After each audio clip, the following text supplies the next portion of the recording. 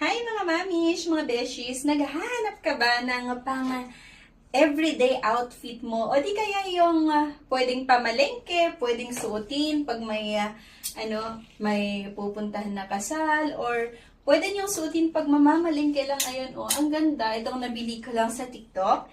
Ito siya, napaka-soft nitong tela niya. At maging itong mga beshies, binili ko din siya sa TikTok. At ang isa sa nagustuhan ko dito, meron siyang lagayan ng cellphone. Ayan. So, diba? Ang ganda lang. And alam nyo ba, nakakapayat kung titignan kasi yung height ko ay 5 lang.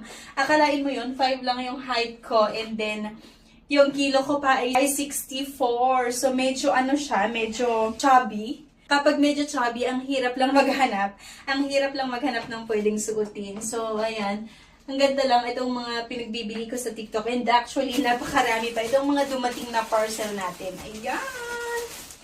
Ayan, napakarami.